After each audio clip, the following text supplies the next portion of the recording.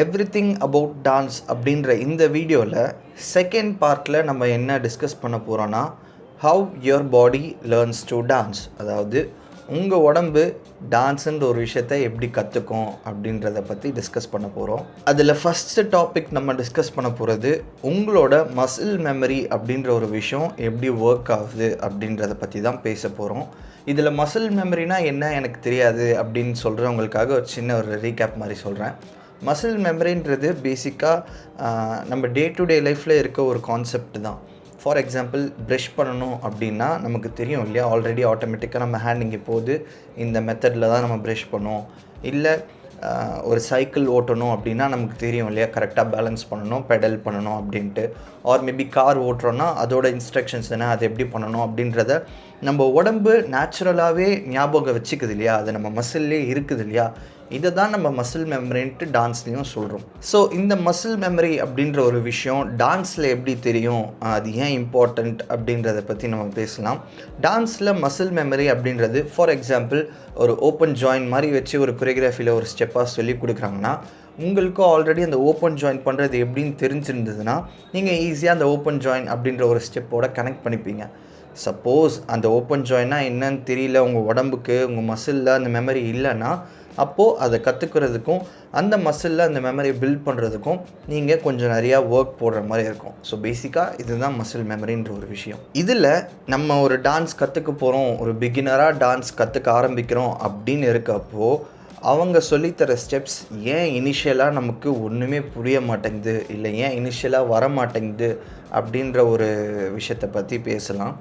நீங்கள் ஒரு பிகினராக இருக்கீங்க அப்படின்றப்போ டான்ஸுன்ற ஒரு விஷயமே ரொம்ப புதுசு, உங்கள் உடம்புக்கும் சரி உங்கள் மைண்டுக்கும் சரி. ஓகே, இதை நீங்கள் எது கூட கம்பேர் பண்ணலான்னா, ஃபார் எக்ஸாம்பிள் ஒரு ஸ்கூலில் ஃபஸ்ட் ஸ்டாண்டர்ட் படிக்கிற பையனை கூட்டிகிட்டு வந்து டைரெக்டாக காலேஜில் இருக்க ஒரு சிலபஸை படி இல்லை அதை பண்ணு அப்படின்னு சொன்னால் எப்படி இருக்குமோ அந்த மாதிரியான ஒரு ஃபீலிங் கூட நீங்கள் ரொம்ப அழகாக கம்பேர் பண்ணிக்கலாம். ஓகே, ஸோ உங்கள் உடம்பும் உங்கள் மைண்டும் அந்த மாதிரியான ஒரு ஃபீலிங்கை தான் எக்ஸ்பீரியன்ஸ் பண்ணும், சரியா?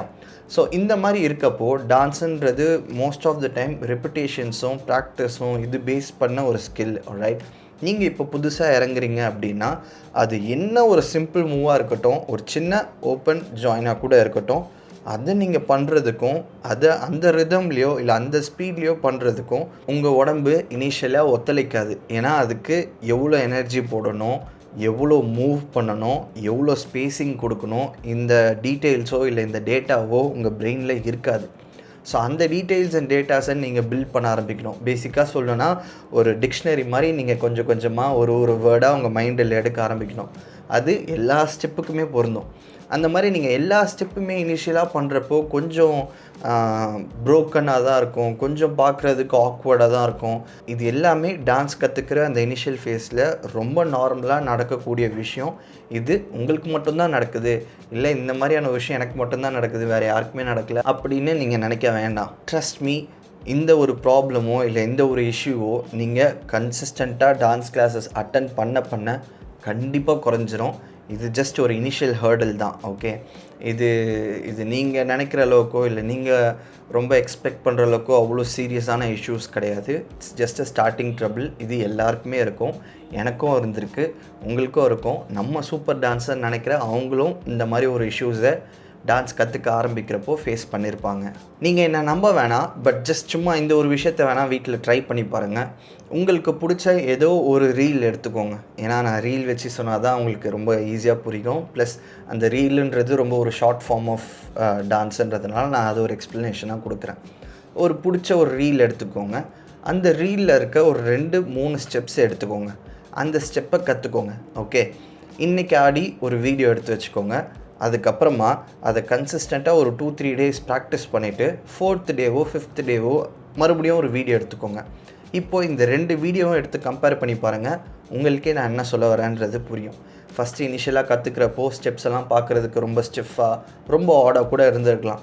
பட் அதுவே after few days of practice அந்த ரஃப்பாக இருக்க ஸ்டெப்போ இல்லை பார்க்க ரொம்ப கொஞ்சம் சுமாராக இருக்க ஸ்டெப்போ இது எல்லாமே கொஞ்சம் ஸ்மூத்தாக இருக்கும், பார்க்குறதுக்கு ரொம்ப அழகானது இருக்கும்.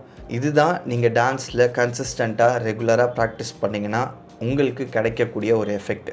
இது எதனால் வருதுன்னா, நீங்கள் அந்த 2-3 டேஸ் பண்ண ப்ராக்டிஸ்னால உங்கள் உடம்புல அந்த மசில் மெமரி, அந்த ஸ்டெப்க்கான மசில் மெமரி அப்படின்றது கொஞ்சம் கொஞ்சமாக பில்ட் ஆக ஆரம்பிச்சிருக்கும். அண்ட் இதோட ரிசல்ட்டாக தான் நீங்கள் கடைசியாக எடுக்கிற வீடியோன்றது பார்க்குறதுக்கு ரொம்ப அழகாக அண்ட் கான்ஃபிடென்ட்டாகவும் தெரியும். நெக்ஸ்ட்டு, ஏன் டான்ஸுன்ற ஒரு விஷயத்தில் ஸ்டெப்ஸை மறக்கிறது அப்படின்ற ஒரு டாபிக் ரொம்ப நார்மலானது அப்படின்றத பற்றி இப்போ பேச போகிறோம்.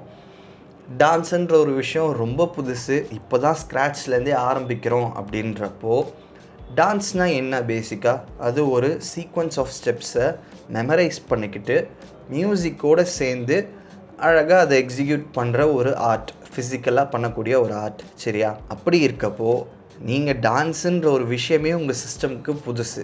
ஸோ டான்ஸை எப்படி ப்ராசஸ் பண்ணணும்னு தெரியாது, அது எப்படி உங்களுக்கு ஃபிசிக்கலாக கன்வெர்ட் பண்ணணும்னு தெரியாது, அண்ட் அதை எப்படி அழகாக 1 by 1 எக்ஸிக்யூட் பண்ணிட்டு வரணும் அப்படின்ற ஒரு விஷயமும் உங்களுக்கு தெரியாது. ஸோ இந்த மாதிரி எந்த விஷயமுமே இனிஷியலாக தெரியாமல் டான்ஸ் கற்றுக்க போகிறப்போ இனிஷியலாக ஸ்டெப்பு புரியாது, ஸ்டெப்ஸ் மறக்கும், ஒரு கன்ஃபியூஸ்டான ஸ்டேட்டில் தான் இருப்போம். இது எல்லாமே ரொம்ப நார்மலான விஷயந்தான்.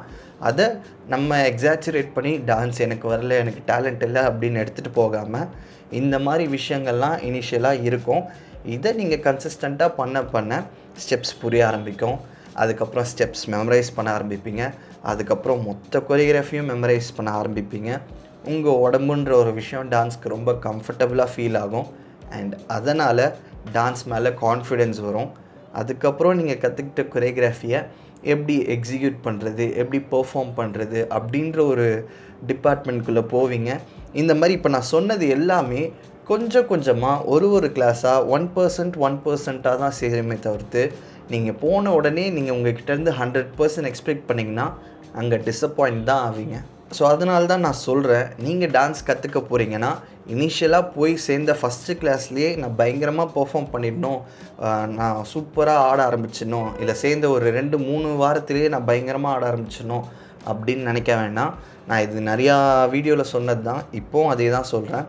டான்ஸ் சேர்ந்த ஃபஸ்ட்டு ஒரு 3 months எந்தவித எக்ஸ்பெக்டேஷனும் இல்லாமல் பிளைண்டாக ரெகுலராக டிசிப்ளின்டாக கிளாஸஸ் அட்டன் பண்ணிவிட்டு வந்துட்டு 3rd month எண்டில் நீங்கள் டிசைட் பண்ணுங்கள், டான்ஸுன்ற ஒரு விஷயம் நமக்கு வருதா, இல்லை டான்ஸுன்ற ஒரு விஷயம் நமக்கு வரலையா அப்படின்னு. பட் இதுக்கு நடுவில் ஸ்டெப்ஸு மறக்கிறதுக்காகவோ, இல்லை நீங்கள் நினச்ச மாதிரி உங்களால் பெர்ஃபார்ம் பண்ண முடியல அப்படின்ற ஒரு ரீசன்ஸ்க்காகவோ, இல்லை மற்றவங்க சொல்கிறாங்க அப்படின்ற காரணத்துக்காகவோ தயவு செஞ்சு டான்ஸை குவிட் பண்ணாதீங்க. ஐ ஹோப் நீங்கள் பண்ண மாட்டீங்க, நான் நம்புகிறேன்.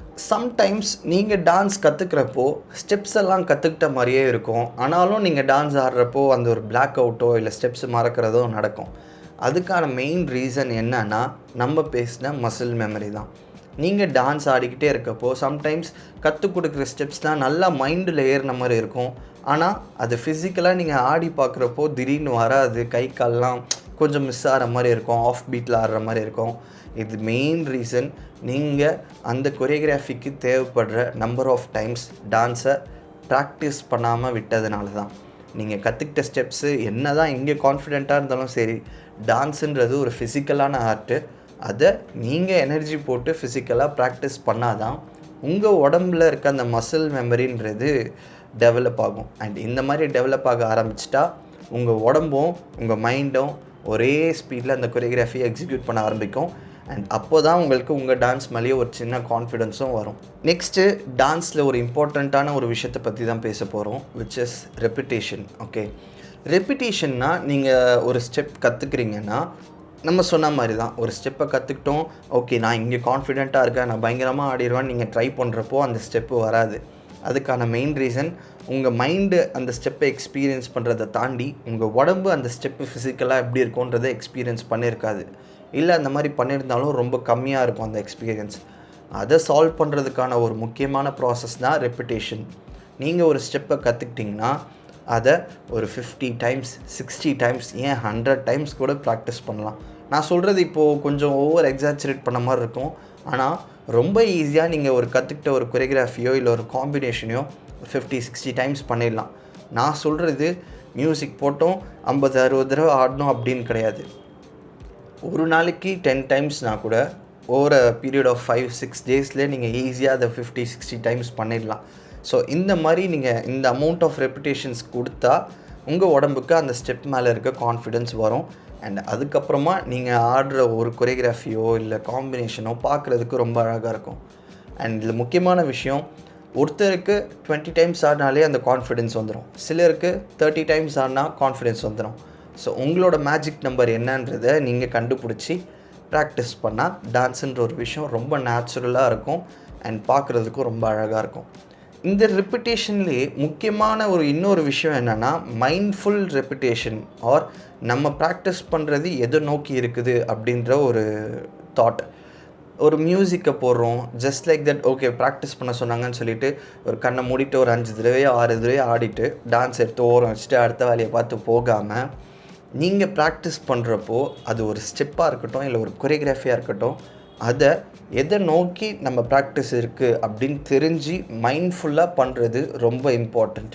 ஏன்னா நீங்கள் கண்ணை மூடிட்டு ஒரு 10 தடவை ஆடிட்டு போகிறதுக்கும் தாட்ஃபுல்லாக 5 தடவை ஆடுறோம். ஸோ ஃபஸ்ட்டு டைம் ஸ்டெப்ஸை ப்ராக்டிஸ் பண்ண போகிறோம் அப்படின்னு சொல்லி ஸ்டெப்புக்காகவும், செகண்ட் டைம் ப்ராக்டிஸ் பண்ணுறப்போ அந்த எனர்ஜிக்காகவும், தேர்ட் டைம் ப்ராக்டிஸ் பண்ணுறப்போ மியூசிக்காலிட்டிக்காகவும், ஃபோர்த் டைம் ப்ராக்டிஸ் பண்ணுறப்போ எக்ஸ்ப்ரெஷன்ஸ்க்காகவும், இந்த மாதிரி நீங்கள் ஒரு தடவை ப்ராக்டிஸ் பண்ணுறப்போ ஏதாவது ஒரு டார்கெட் வச்சு அதை நோக்கி ப்ராக்டிஸ் பண்ணிங்கன்னா நீங்கள் எவ்வளோ குவாலிட்டிஸையும் உங்கள் டான்ஸ்குள்ளே கொண்டு வரீங்க அப்படின்றது ஒன்று இருக்கு இல்லையா?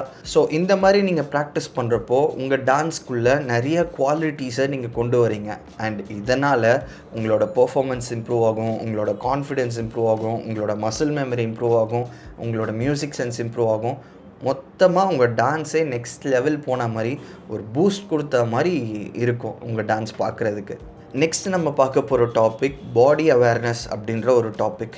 இந்த விஷயத்தை நீங்கள் டான்ஸ் ஆட ஆரம்பித்த ஒரு சில மந்த்ஸ் கழித்து டிஸ்கவர் பண்ணுவீங்க.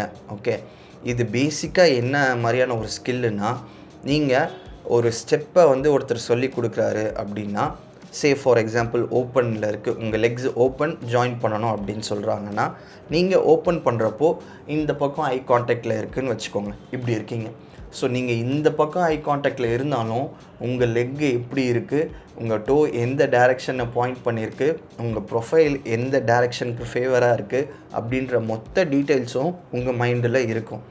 இது நான் ஜஸ்ட் ஒரு எக்ஸாம்பிளுக்கு தான் சொன்னேன். இந்த மாதிரி உங்கள் ஹேண்ட் எங்கே இருக்குது, லெக் எங்கே இருக்குது, பாடி எங்கே இருக்குது, ஐ கான்டாக்ட் எங்கே இருக்குது, இந்த மாதிரியான மொத்த டீட்டெயில்ஸும் உங்கள் மைண்டில் உங்களாலேயே விஷுவலைஸ் பண்ண முடியும்.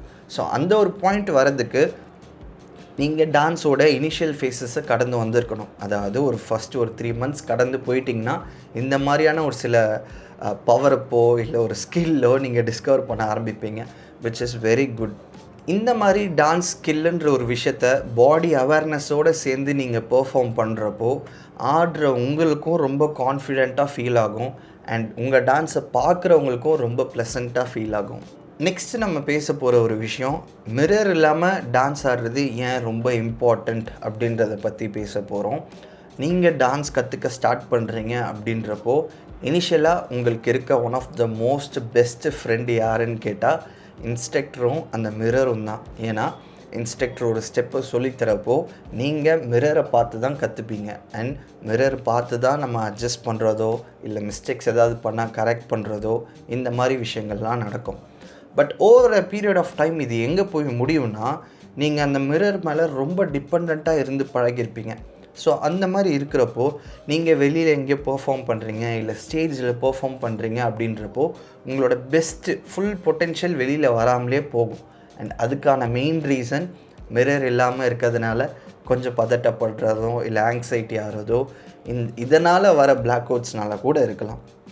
இதை நீங்கள் எப்படி அவாய்ட் பண்ணலாம் அப்படின்னு கேட்டால், நீங்கள் டான்ஸ் ஸ்டார்ட் பண்ணுறீங்க, டான்ஸ் கற்றுக்க ஆரம்பிக்கிறீங்க அப்படின்றப்போ ஃபஸ்ட்டு மிரர் எப்படி யூஸ் பண்ணுறதுன்னு கற்றுக்கோங்க.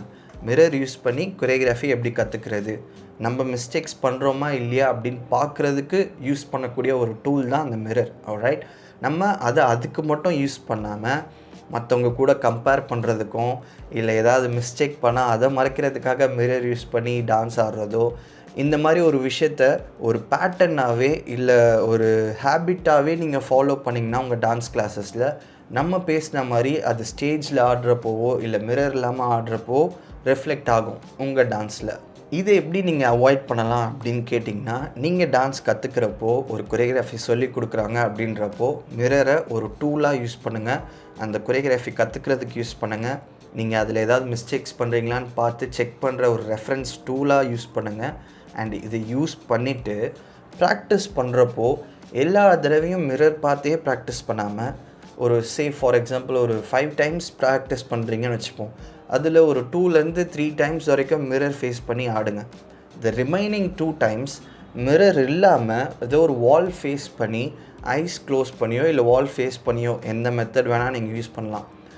அப்படி வால் ஃபேஸ் பண்ணி மொத்த கொரியோகிராஃபியும் உங்களால் ஆடி முடிக்க முடியுதான்னு செக் பண்ணுங்கள் ஃபஸ்ட்டு. அது உங்கள் மெமரி அப்படின்ற ஒரு ப்ராசஸை சொல்லிடும். உங்களுக்கு ஸ்டெப்ஸ் தெரியும் இல்லை உங்களுக்கு ஸ்டெப்ஸ் தெரியலன்ட்டு. ஸோ அப்போது எங்கெங்கே நீங்கள் வீக்காக இருக்கீங்கன்ற ஒரு பாயிண்ட்ஸ் உங்களுக்கு தெரிஞ்சதுக்கப்புறம் அகெயின் மிரர் ஃபேஸ் பண்ணி அந்த பாயிண்ட்ஸ்லாம் கரெக்ட் பண்ணுங்கள். And then again go back to the wall. மொத்த ரொட்டீனையும் உங்களால் கம்ப்ளீட் பண்ண முடியுதான்னு பாருங்கள். அண்ட் இந்த மாதிரி வால் ஃபேஸ் பண்ணி ஆடுறதுனால என்ன ஒரு நல்ல விஷயம்னா, நீங்கள் மிரர் டிபெண்டன்ஸை குறைக்கிறீங்க ஒன்று. ரெண்டாவது, உங்கள் பிரெயினில் ஸ்டோர் ஆகியிருக்க அந்த ரொட்டீனுன்றது ரொம்ப டபுள் டவுன் ஆகும். உங்கள் பிரெயின் ரொம்ப ஸ்ட்ராங்காக நம்ப ஆரம்பிக்கும். அண்ட் அது மூலமாக உங்கள் டான்ஸும் பார்க்குறதுக்கு ரொம்ப கான்ஃபிடெண்ட்டாக இருக்கும். நீங்கள் இந்த மாதிரி மிரர் ஃபேஸ் பண்ணி மற்றவங்களோட ஹெல்ப் எடுத்து இல்லை பக்கத்தில் இருக்கவங்க ஆடுறவங்கள பார்த்து ஆடுறது அந்த மாதிரியான ஒரு ப்ராசஸ்லேயே இருந்தீங்கன்னா உங்கள் மைண்டில் என்ன மாதிரியான ஒரு இமேஜ் க்ரியேட் ஆகும்னா, ஓகே நம்ம நல்லா ஆடுறோம்ப்பா, எப்படியோ ஆடி முடிச்சிடுறோம் அப்படின்ற ஒரு ஃபேக்கான இமேஜ் உங்கள் மைண்டில் க்ரியேட் ஆகும். இதனால் என்ன நடக்கும்னா, நீங்கள் நார்மலாக டான்ஸ் கிளாஸ் வரப்போவோ ஆடுறப்போவோ நீங்கள் ஓகே நல்லா ஆடுறீங்க, சூப்பராக ஆடுறீங்க அப்படின்ற ஒரு இல்யூஷன் க்ரியேட் ஆகியிருக்கும். பட் இதுவே அந்த மிரர் இல்லாமலேயோ இல்லை உங்கள் ஃப்ரெண்ட்ஸ், கலீக்ஸ், இன்ஸ்ட்ரக்டர்ஸ் இல்லாமலேயோ தனியாக ஆடுறப்போ அங்கே உங்களுக்கு அந்த ஹெல்ப் இருக்காது. அப்போது நீங்கள் என்னாச்சு, நம்ம கரெக்டாக தானே ஆடிட்டு இருந்தோம், ஏன் தப்பாக ஆடுறோம், மிஸ்டேக் நடந்துக்கிட்டே இருக்கே அப்படின்ற மாதிரியான ஒரு பேட் மைண்ட் செட்குள்ளே போக ஆரம்பிச்சிருவீங்க. அதனால் எவ்ரி டைம் மிரர் சொல்கிறத நம்பாதீங்க. சம்டைம்ஸ் உங்களுக்கு ஓனாக எல்லா செட்டும், எல்லா கொரியோகிராஃபியும், எல்லா ஸ்டெப்ஸும் ஞாபகம் இருக்கா அப்படின்னு செக் பண்ணிக்கோங்க. ஏன்னா நீங்கள் மிரர் இல்லாமல் ஆடுறப்போ அதுதான் உங்களுக்கு ஹெல்ப் பண்ணும். நெக்ஸ்ட்டு நம்ம பார்க்க போகிற டாபிக்ஸ் ரொம்ப ஒரு இன்ட்ரெஸ்டிங்கான டாபிக்ஸ். அது என்னென்னா கோஆர்டினேஷன், ஃப்ளெக்சிபிலிட்டி அண்ட் ஸ்ட்ரென்த். இந்த 3 டாபிக் பற்றி தான் பேச போகிறோம். நான் டான்ஸுன்ற ஒரு விஷயத்தை இப்போ தான் கற்றுக்க ஆரம்பிச்சிருக்கேன்.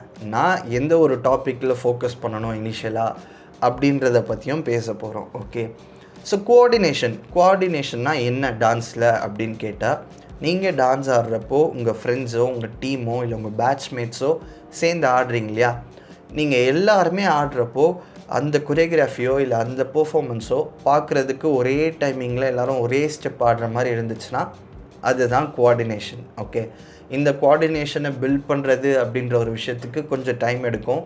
ஏன்னா உங்களுக்கு ஃபஸ்ட்டு ஸ்டெப்பு நல்லா புரியணும் அண்ட் அதை நல்லா மெமரைஸ் பண்ணணும். அதுக்கப்புறம் மியூசிக்கோட டைமிங் புரியணும்.